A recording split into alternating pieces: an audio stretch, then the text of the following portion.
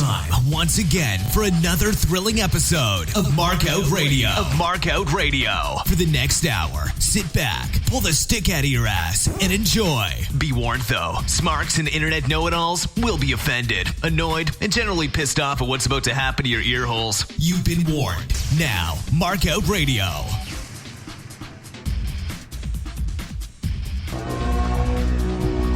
Oh, wait a minute. That's the wrong song.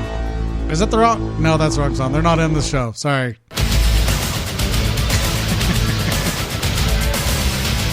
Some days I just amuse myself. All right, welcome back.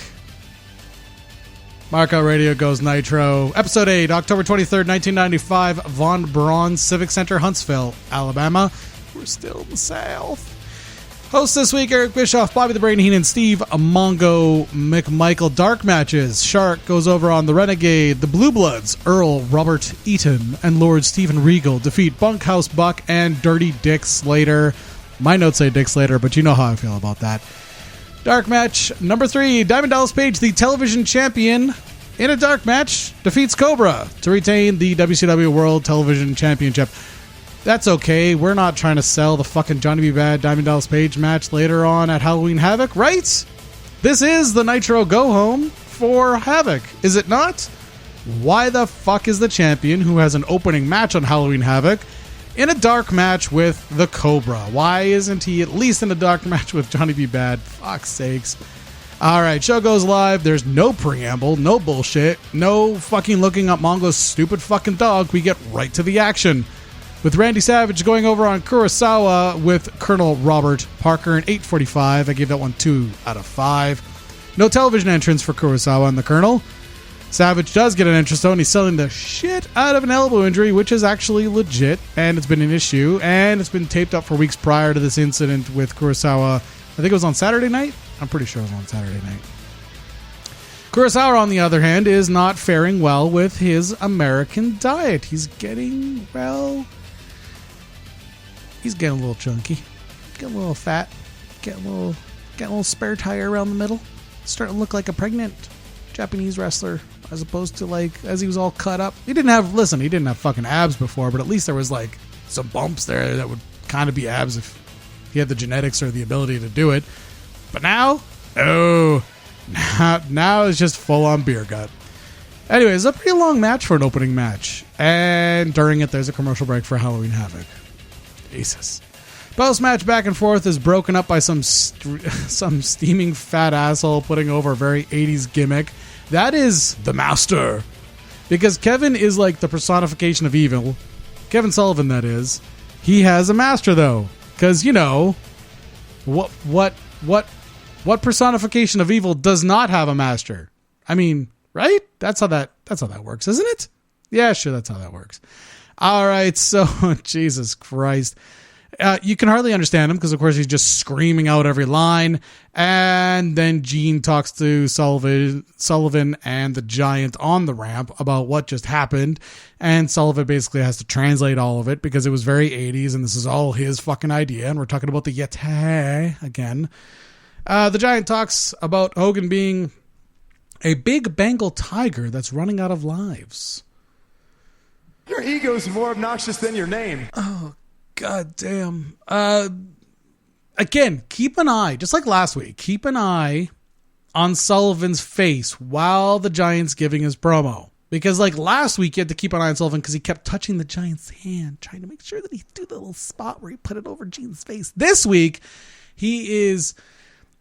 looks downtrodden. Oh, fuck. My fucking gimmick. My booking's not going over. The fans are shitting on it, and now we've introduced the Yeti, and the Yeti is getting shat on too. Oh god, here we go. But anyways, after the Giant's done talking, Sullivan decides he's going to translate everything that was just said to reiterate all of it so that we can do that again. And then we get thrown back to the announce team who promote Halloween Havoc.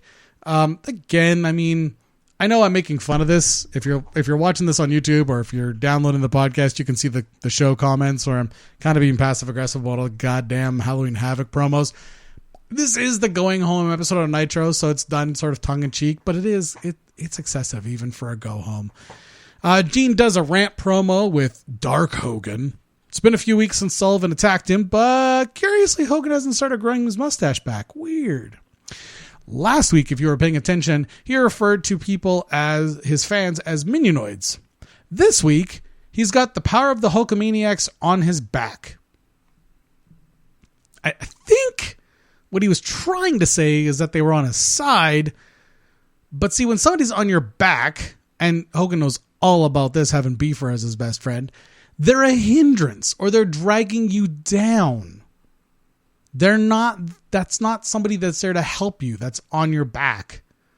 Like your nagging wife or husband is on your back, right? Your nagging boyfriend or girlfriend's on your back. Your nagging parents are on your back. They're not on your side. Well, they're on your side, but they're not there. Their purpose at that point in time is not there to help you. They're irritating you. They're pissing you off. So I'm not quite sure if that was meant to be a slam, but don't worry.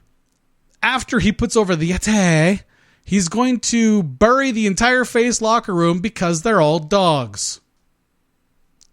Jesus. Fuck's sakes. Hogan Hour sucked. All right, after that, we get a commercial break with a WCW Saturday Night promo. Coming back from break, we got Eddie Guerrero and Mr. JL with Alex Wright at ringside, defeating Chris Benoit and Dean Malenko in 7:45. I gave that one 2.5 out of 5. Jerry Lynn, or Mr. JL, was swapped out because Alex Wright twisted his knee at a Saturday house show. During the match, we go backstage and see the Shark and Norton fighting in the locker room. Benoit caught a stiff shot at some point during the match in the mouth, and he spent half the match either swallowing or spitting blood into a towel under the ring. Alex Wright cheats, and Jerry Lynn rolls up Dean Malenko for the win. So again, faces are doing distinctly heel things in the mid-90s. You know, you can make an excuse today that, you know, Vince is convinced that there's no heels and faces, but back in 95, absolutely there were fucking heels and faces. And Alex Wright is a fucking dancing twink, so he's absolutely a fucking face. Anyways, post-match, Pillman DDTs Guerrero on the concrete halfway up the aisle back to the service ramp, or the entrance ramp. After this match is another Halloween Havoc promo again, and after that we get the main event of Lex Luger and Sting defeating Harlem Heat with Sister Sherry in 8:32. I give that one 2 out of 5. The camera pans into the audience, the 6 marks who paint TNT and WCW on their faces in shoe polish, and of course, Bischoff puts them over. Bischoff and Mongo buried the WWE in Your House pay-per-view the previous night. McMichael called it Outhouse. So while we're here, let's talk a little bit about WWF In Your House 4, which aired October 22nd, 1995. It had live audience of 10,339 people. Live. Tonight, WCW has an audience of 7,000 people, of which 2,100 of them actually paid. So maybe. All right. Sting's growing a goatee, which seems to be coming in faster than Hogan's mustache, and he's also rocking the red and yellow that Hogan bitched about in his promo a little while ago, and now Bischoff is even commenting on it. Over the top rope is still a disqualification at this point, but Sting and Booker managed to get one in, and then Bischoff covered it up as unintentional, because apparently unintentional over the top ropes matter now. Commercial break during this match without a Halloween Havoc promo. And Sherry is playing with some Polaroids of her and the Colonel, which she dug out of her G-string. They're all fully clothed and backstage. So I'm not quite sure why we're looking at these. It probably would have been if the camera had seen, like, it's not like Sherry hasn't done Polaroids and pictures and things like that and done them like when she was Shawn Michaels' valet. Like, she's done these things before where she's been scandalous. Just a fucking wrestler. And there's these behind the scenes Polaroids of her and Colonel Parker, clearly from earlier on in the night, because she's either only got one outfit or she's wearing the same one as in the pictures. And the announce team put it over by saying they're trying not to vomit. Now, okay, listen. I understand Sherry's a heel and Colonel Parker's a heel, so, you know, you've got to pretend like you're going to puke. But Brain is the heel commentator. He should be putting this over like, oh, they're in love. This is, yeah, this is the way it's supposed to be. This is great. Being a whore can only go on for so long. Post-match, Sullivan and Giant run in and lay out Luger and Sting. Macho runs in to save the day. Hogan walks in behind him. The ring clears, leaving just Hogan and Giant to bash each other for a little bit. And the glowing block of quote-unquote ice containing the Yeti, which unfortunately the Yeti wasn't inside of it. It was just a big dildo-looking thing.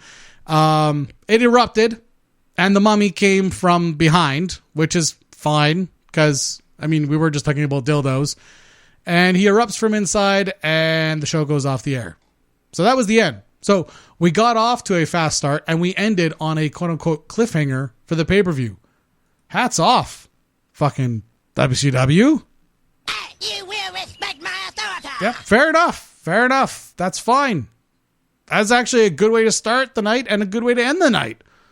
So after this, if people aren't convinced to go get Halloween Havoc, well, Jesus Christ. They've got WCW Saturday Night on TBS. They've got the Sunday show to convince them. And don't worry, the Sunday show is basically a recap of every fucking match that was on Nitro. Oh, Jesus. All right, so again, as with the show, I will not be watching the pay-per-views because this is all about Nitro, but feel free to go to the network, watch Halloween Havoc, or better yet, go watch my boys there over at OSW Review do a review of Halloween Havoc 95. It's pretty fucking funny. And Jay does a much better job of saying the Yeti's name right. So anyways, that's it for this week. See you again next week. Later, you crazy fucking animals. By the way, there have been a few emails coming in now. People want to do Q&A things, stuff like that. Might even throw that in there at the end of one of these particularly bad Nitros. So if you've got any hot takes, if you've got any burning thoughts deep inside your fucking rectum that you got to get out, the email address is mlrmarkout@gmail.com, or you can shoot me a tweet at markoutradio over there. All those cute little links and all that shit are also available on our YouTube channel, so check it out. And until next week, you friggin' animals, I'm out of here. Well, that was an abortion of a show.